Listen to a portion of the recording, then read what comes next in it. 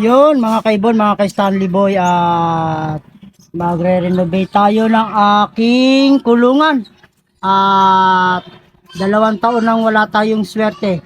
Oo nga't lumalaban tayo sa karera pero hindi naman tayo pinapalad, no? Bali, nagpalit nga pala ako ng bubong.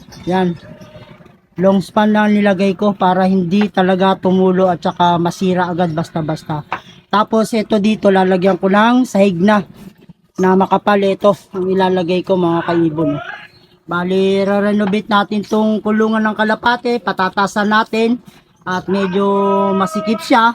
Hindi ako makatayo sa loob at yan o, unti-unti ko lang sinisira yung kulungan dahil itong bubong tapos na. So yun mga ka-Stanley Boy, mga kaibon, ang tabayanan natin na mayari ito. Ito nga pala yung dati niya. Oh. Ngayon, lalagyan na natin to ng bubong. Yero na ilalagay natin at ito yung pinakasaig ng bubungan ko. Yan, long span na at matibay. Dito. Ayusin natin to ng medyo tatasan natin. Ilalagay natin dun sa pinakabaitang niya na yun. Para pagdating dito sa loob nakakatayo tayo. At itong tulungan medyo luluwagan hanggang dito. Yan. Para makagalaw tayo ng maayos pati ang mga ibon. Tatasan na natin to ng mga hanggang dito. Yan.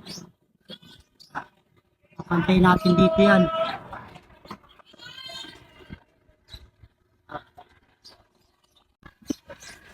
So mga kaibon, mga ka-Stanley Boy, oh. Pangalawang araw kong ginagawa yung kulungan ng aking kalapati at may butas pa doon, oh. Gagawin kong bintana yan ng aking mga ibon. Nalagyan ko lang siya ng konting trapal. At yan, ganyan na yan mga kaibon, mga ka-Stanley Boy, oh. Mga dinugtong-dugtong ko lang na kahoy dahil wala pang budget. Ang budget ko para sa singsing pa lang ng kalapate. Bali, ang nakuha kong singsing sa FBR ano na, 8 set SDR, Summer Race, South at saka South Race to 2024 to 2025. Yan, ano na, bali, bali 16 na kalapate mga kaibon, mga ka-Stanley Boy. Dito ko ilalagayan, kaya medyo nilakayan natin ng konti. Kasi nakaraan hanggang dito lang siya kalaki, oh. Ano? Hanggang dyan lang. Maliit lang siya, hindi tayo makagalaw dyan. Tsaka yung ibon, sakto lang sa pangwaluhan. Pero ngayon, aabot na ng 16 yung kalapati ko. Tayo yung itsura nyo. Mga bukas pa ito matatapos o sa susunod na araw. Ito, ayusin ko na rin to. Lalagyan natin to ng beef-perch. Kung wala man beef-perch, ganyan na lang din. Kasi nga, kapos sa budget, sa singsing lang ang kaya. At yan, yero na yung bubong. Bali, 3 yero yan. Yun, may butas pa dun. Tatakpan ko yan bukas. Kasi yung una, walang swerte sa, sa karera, yung unang loop flyer ko. Kaya, baguhin natin. Baka wala sa punsoy eh. Oo nga, nakakaabot tayo sa dulo, sa karera. Hanggang MacArthur, nailod natin yung kalapate. At yung isa, Palulete, nailod. Ang problema, hindi nagka-clock, at saka hindi na umuwi. Hanggang load lang. Pero yung kalapate, maganda naman yung yung ranking ng ibon. Ang problema yung sa dulo, walang swerte siguro.